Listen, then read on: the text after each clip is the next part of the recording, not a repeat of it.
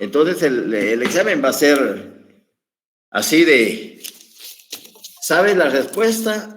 No, paso, sigue la siguiente. No la sabes, sigue la siguiente. No la sabes, si la sabes, no hay problema. Ya le subí la penúltima. Hoy le subí la penúltima hoja de trabajo número 3. La penúltima hoja de trabajo número 3, que es la ley electoral y de partidos políticos. Ya se lo subí, apenas tiene solo 64 preguntas. Y el día viernes les voy a subir la última, ahí sí, la última, la ley de amparo, exhibición personal y de constitucionalidad, que está integrada solo por 32 preguntas. En total vamos a llegar a 620 preguntas. No es tanto el contenido, sino lo que les va a servir su texto paralelo cuando estén haciendo su examen técnico profesional. Bueno, dicho eso, entonces vamos a continuar con el desarrollo del punto. Estamos hablando sobre lo relacionado con lo de la protección de la Constitución. Es decir, inicialmente el tema central es la defensa de la Constitución. Héctor Fix-Zamudio indica que la defensa de la Constitución se integra por todos aquellos instrumentos jurídicos y procesales. Ya explicamos toda esa parte. Pero también este mismo autor indica que para estudiar el tema de la defensa de la Constitución podemos hacerlo como cualquier esquematización en una clasificación de dos temas. Como, gracias Marco, sí, la voy a grabar, muy amable. Gracias, ya estamos. Como protección de la Constitución y como garantías constitucionales. Estas y las subsiguientes clases nos vamos a referir únicamente al primer aspecto, al aspecto de la protección de la Constitución. Cuando él define la protección de la Constitución, Héctor Fix-Zamudio dice: está integrada por todos aquellos instrumentos políticos, económicos, sociales y de técnica jurídica que han sido canalizados e incorporados a la Constitución con el único objetivo de limitar, de detener, de poner un stop, un alto. ¿A quiénes? A quienes detentan el poder político y que ellos, a su vez, se sometan a los lineamientos establecidos dentro de la Constitución. Eso es lo que debemos de entender como protección de la Constitución. Es una serie de instrumentos de carácter jurídico o de carácter procesal que están plasmados adentro de la Constitución con el único objetivo de limitar el ejercicio del poder político de quienes nos gobiernan y que estos a su vez observen y se sometan a los lineamientos que establece la Constitución. Desafortunadamente, los gobernantes, nuestras autoridades, cuando ya están en el ejercicio del poder, se creen que son superiores a la Constitución, que están por encima de la Constitución, ¿ya? Y no, nadie tiene que estar por encima de la Constitución, así ostente el cargo de presidente de la República o de magistrado de la Corte de Constitucionalidad o magistrado de la Corte Suprema de Justicia o diputado al Congreso de la República. Nadie es superior a la Constitución o a la ley. Bien. En ese orden de ideas comenzamos primero a desglosar, a desgranar los instrumentos políticos. Y en primer lugar hablamos de la división de poderes. Y al hablar de la división de poderes, lo primero que hicimos fue hablar del artículo 140 y 141 en relación a cómo cada organismo del Estado debe de cumplir las funciones que le fueron atribuidas en la Constitución para el funcionamiento de dicho organismo. Y que, también dijimos, se auxiliaran de sus leyes orgánicas para ampliar su quehacer cotidiano. Desafortunadamente, aunque la Constitución es bien clara y señala las atribuciones específicas de cada uno de los organismos del Estado, cuando habla del 157 al 181, solo del organismo legislativo. Del 182 al 202, solo del organismo ejecutivo. Y del 203 al 222, solo del organismo judicial. Ahí están, implícitas, normadas, reguladas las atribuciones de cada uno de los organismos. El problema es el irrespeto que actualmente se ve y se manifiesta por parte del Ejecutivo en detrimento del Legislativo. Porque desde el primer día de gobierno, el Ejecutivo se empoderó de los 160 diputados del Congreso y todos los 160 le dijeron simple y sencillamente amén y amén y amén a lo que el presidente dictaba. Entonces, a pesar que en el artículo 141 la Constitución es clara cuando dice es prohibida la subordinación entre los organismos de Estado, el legislativo se puso incondicional a las disposiciones del Ejecutivo. Ya no hubo ese control recíproco, un recíproco control entre los organismos del Estado va a garantizar necesariamente la libertad política. Aquí hubo una intromisión del organismo ejecutivo dentro del legislativo. Y no digamos del judicial, porque el judicial está desorientado, está desaparecido. Ellos saben, ellos manejan claramente, saben que están usurpando el poder desde hace más de octubre, noviembre, diciembre, enero, febrero, marzo, desde hace más de 17 meses. Claro, no ha sido culpa de ellos, por supuesto, pero ya llevan 17 meses de estar usurpando sus funciones como magistrados a la Corte Suprema de Justicia y como magistrados en las salas de apelaciones.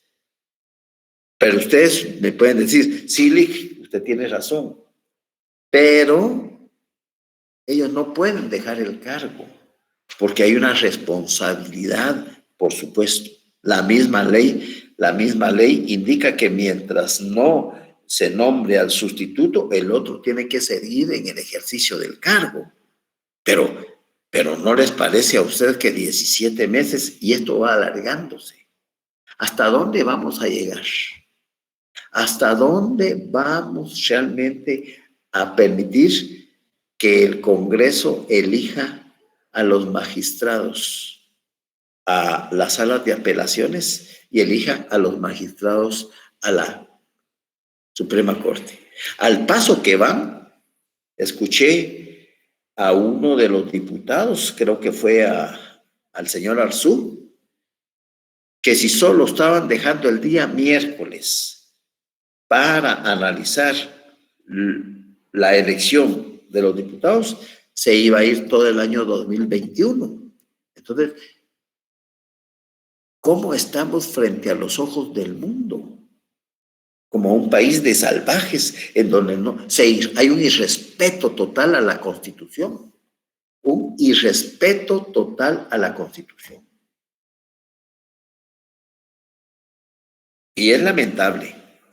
Y es lamentable porque Entonces, ¿qué pasa con la certeza jurídica? ¿Qué pasa con el debido proceso? ¿Qué pasa con ese presupuesto de la legítima defensa?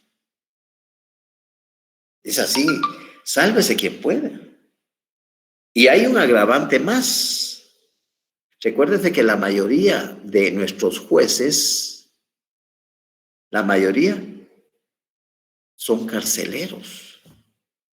Y los centros penitenciarios, no solo de condena, que ya fueron sentenciados, sino los de prisión preventiva, están sobrepoblados, pero no en una quinta parte, sino en una décima parte. Entonces, si queremos realmente que el país comience a levantar cabeza, los diputados tienen, los diputados sí, hay un incumplimiento, hay una inobservancia de la norma constitucional. Entonces, licenciado, disculpe, ¿sí? podríamos decir que estamos viviendo en una época de una no democracia y de días inconstitucionales, porque no se está respetando la Constitución. No hay una libertad de elegir con democracia pura, porque no, los que quedan electos no es porque se lo ganaron, porque el pueblo en un total acuerdo los eligió, sino que por una casualidad, o obligados o orillados a poner a este, que es el que yo digo, no al indicado, ¿verdad, licenciado? Desgraciadamente, fíjate que tú tienes razón. Formalmente hablando, estamos dentro de una democracia, formalmente hablando.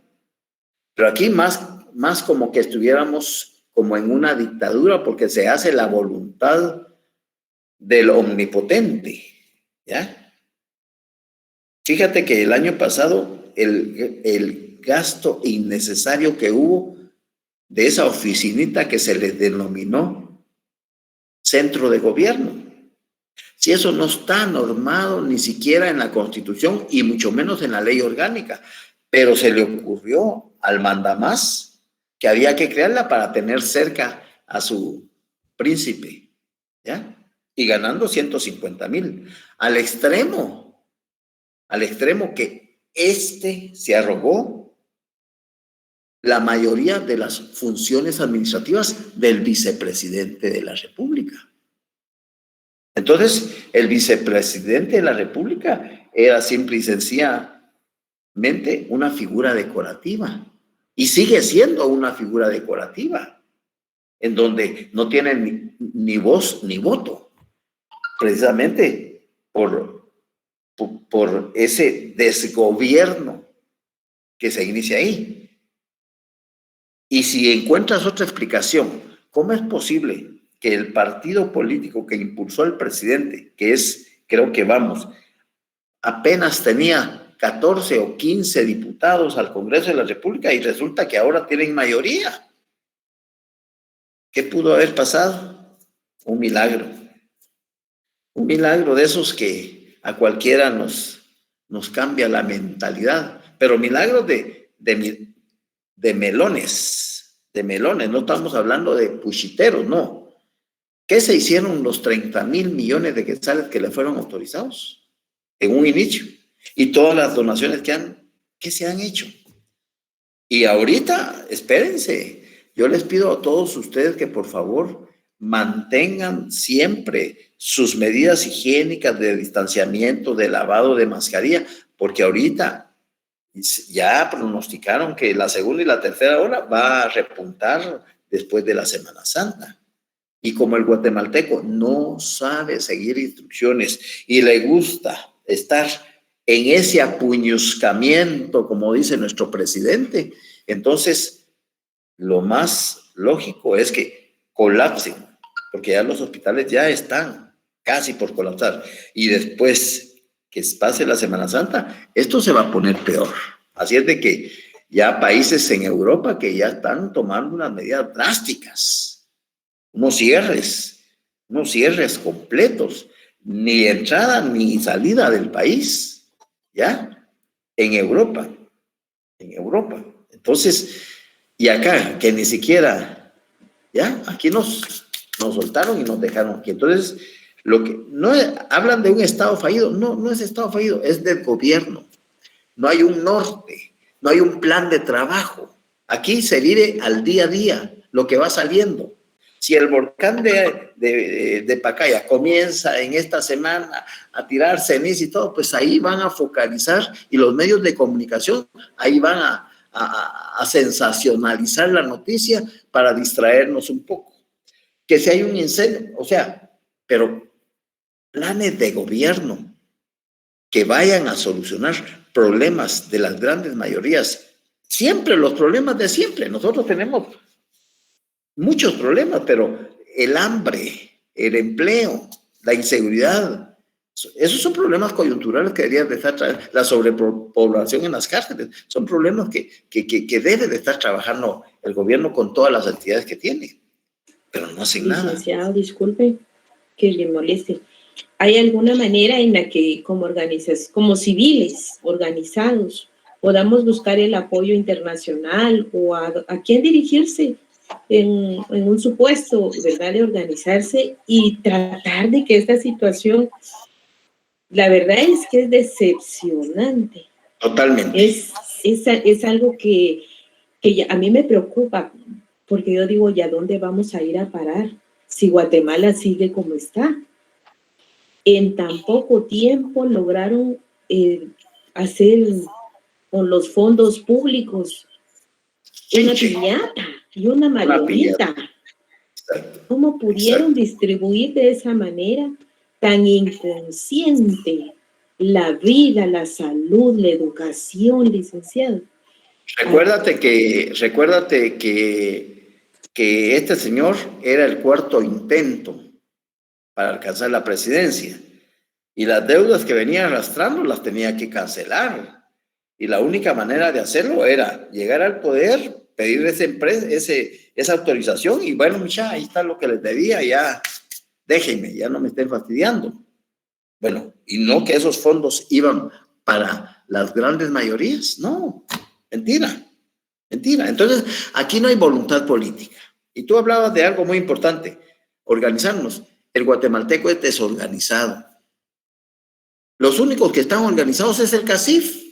Por eso es una coordinadora, porque todas las cámaras están organizados y ellos están organizados para proteger sus intereses.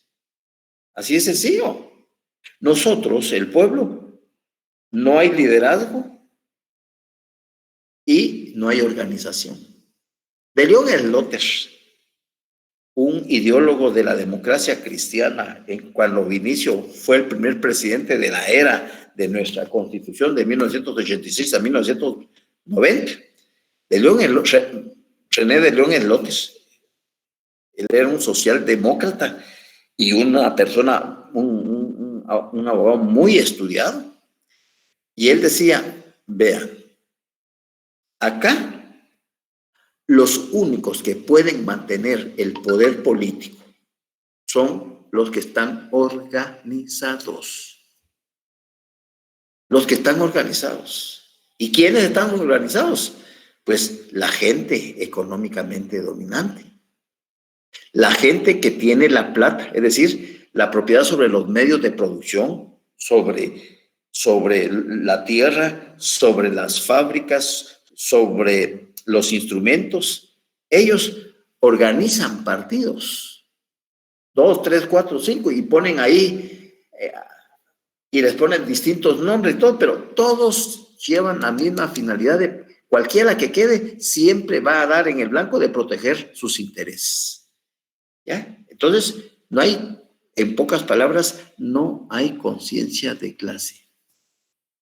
Por ahí con Diego les mandé y con Claudia les mandé un video de un análisis que hace de cómo los abogados fuimos los responsables en mayor parte de corromper a las instituciones. Yo creo que ya lo leyeron y todavía, es decir, a las instituciones, incluyendo la Universidad de San Carlos, incluyéndola. Es decir, la tomaron como un trampolín para sus fines, ¿ya? Posteriores, es decir, el Colegio de Abogados, las Cortes Suprema de Justicia, la Corte de Constitucionalidad, o sea, tener el poder ahí. ¿Para qué? Para cuando me procesen, me hagan la campaña de echarme la mano. Así de fácil. Suena irrisorio, pero esa es la verdad. Todavía seguimos cooptados en nuestra facultad. Yo llevo 41 años de ser profesor en la facultad y he visto recorrer decanos y decanos y decanos y decanos y secretarios, pero cada vez el deterioro que se fue dando, terrible. Entonces, ¿qué hacen? Como no, gracias a Dios uno tiene su línea.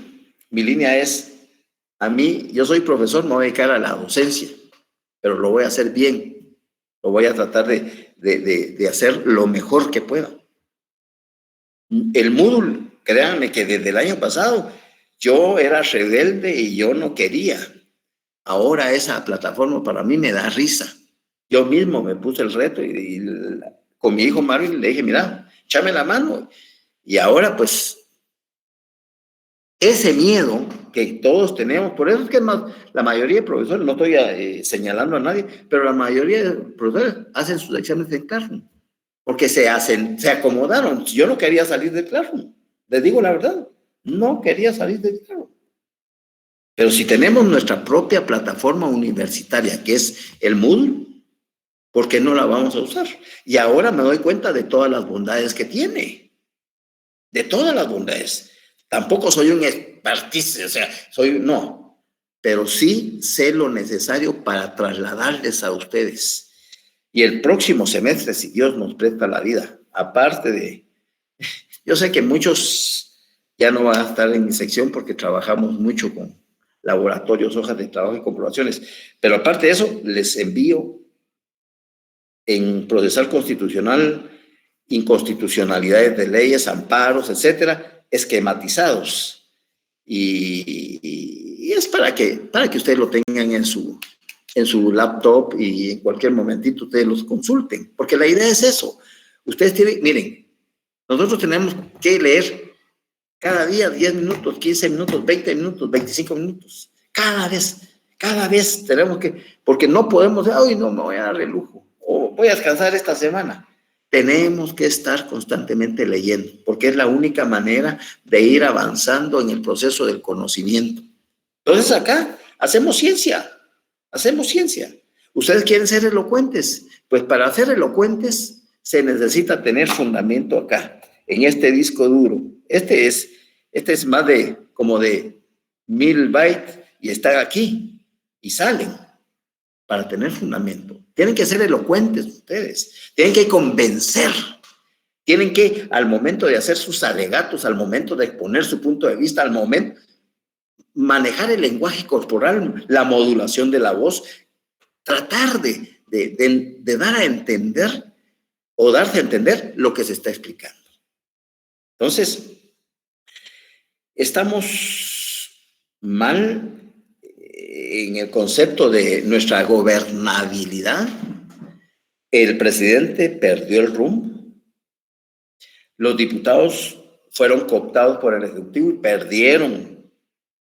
Si tan solo se pusieran a leer los artículos del 157 al 181, se dedicarían a crear leyes, ¿ya? A crear esas funciones, pero no. ¿Por qué? Porque no hay voluntad política de que el país salga de ese hoyo en que se encuentra. ¿Ya? Ya son, insisto, 17 meses que han transcurrido para que los magistrados actuales de la Corte Suprema de Justicia hayan entregado el cargo. Y la prensa los aparatos ideológicos del Estado. Calladitos, calladitos, calladitos se ven más bonitos. ¿Pero por qué? Porque ya les, como son faferos, a todos los aparatos, la televisión, la radio, las redes sociales, ya les llegaron a su punto. Entonces no dicen nada. ¿Dónde están aquí las asociaciones que tú decías, civiles, que están ahí? ¿Dónde están? ¿Por qué no se han pronunciado? ¿Por qué no dicen nada? No hay interés, hermano. Ya. Les llegan a su precio.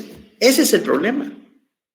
Entonces, discúlpeme, si ustedes van a ser abogadas y abogados mediocres, ahí sí estamos jodidos.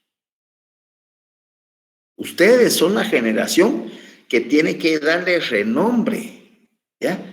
Ustedes son la generación que tienen que levantar el prestigio de la facultad. Y ahorita aprovechen que pueden subir promedios altos, porque cuando estén en la calle, señores, ahí se los van a comer. La calle es la vorágine.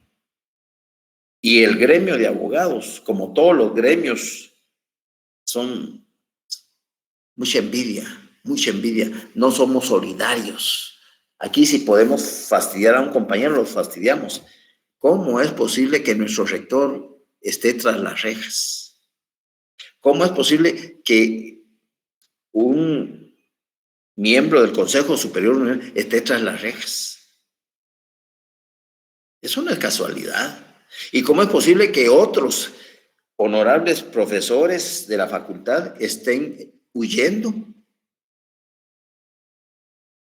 Porque hay orden de captura por el tráfico de influencias. Es que ya cualquiera hacía aquí lo que le daba la gana. Y eso es lo que se perdió el norte. Bueno, ya no, ahí. Entonces ya hablé de la división de poderes. En 5 minutos voy a hablar de otro instrumento político. Controles intraórganos y controles interórganos. Intra, adentro de. Controles adentro del propio órgano. ¿Y cuántos órganos tenemos? 3. Legislativo, ejecutivo, judicial. Entonces ¿cómo definimos controles intraórganos? Son los controles políticos que se dan adentro del propio órgano. Vuelvo a repetirlo. Controles intraórganos son los controles políticos que se dan adentro del propio órgano. Solo se los voy a enumerar hoy, para que ustedes en sus vacaciones los busquen en su folletito y ya me los traigan declamaditos para el próximo 5 de abril, si Dios permite que estemos vivos. 3 ejemplos de instrumentos de control intraórgano, control político que se da adentro del propio órgano. 1, la votación calificada. 2, el refrendo ministerial. El control, 1, la votación calificada. 2, el refrendo ministerial. Y 3, la conformación vertical de medios de impugnación del organismo judicial. La conformación vertical por excelencia del organismo judicial. Esos son controles intraórganos, adentro de. Cuando hablo de mi persona, ¿cuáles son mis controles intra? Mi corazón, mis pulmones, mi aparato digestivo, mis riñones, eso es adentro de mi propio órgano, o sea, de mi persona. Pues dentro de los organismos legislativo, ejecutivo, judicial, hay órganos de carácter político que su función esencial es ir depurando poco a poco su quehacer político.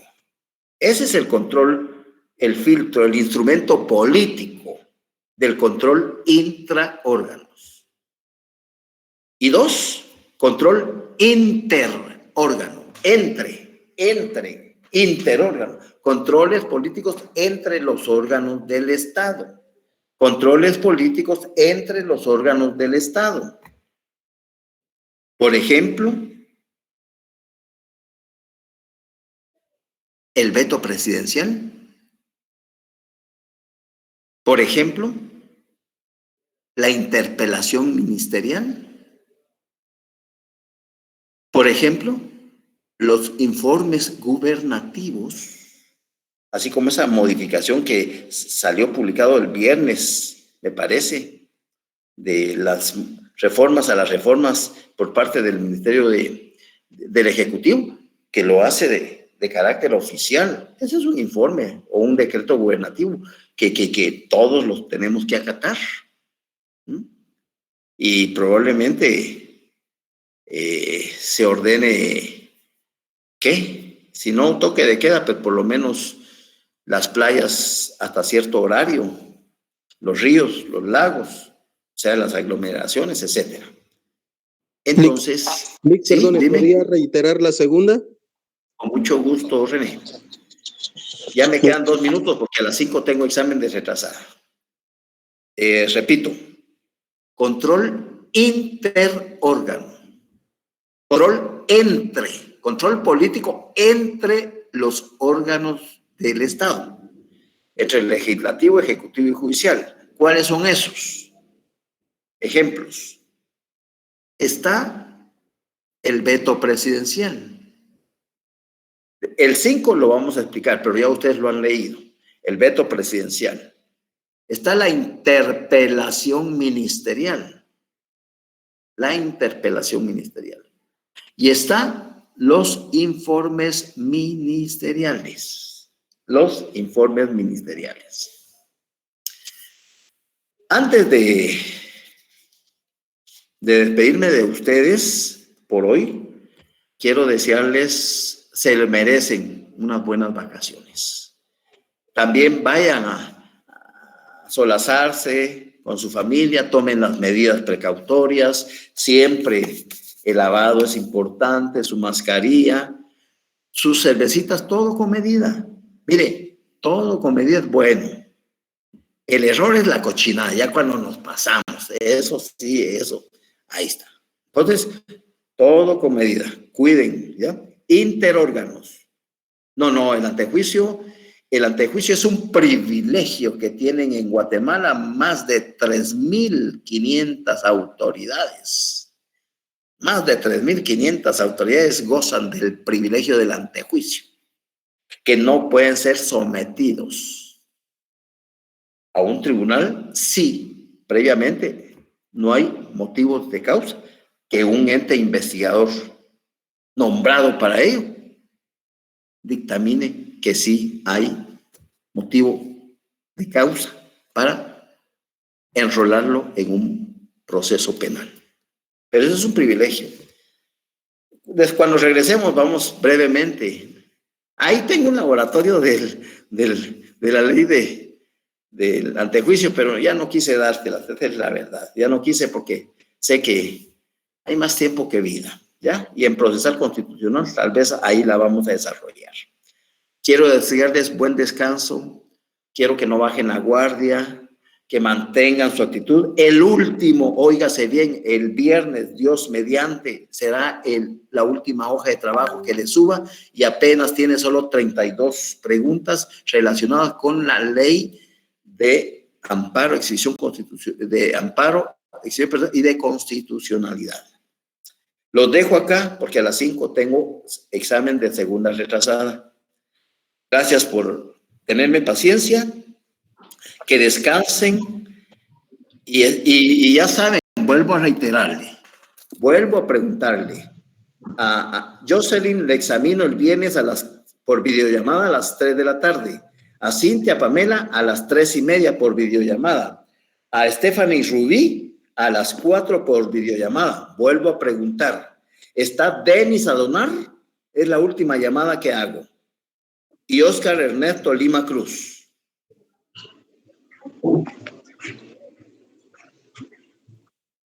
Oscar Ernesto Lima Cruz, Denis Adomar Palacios Donis.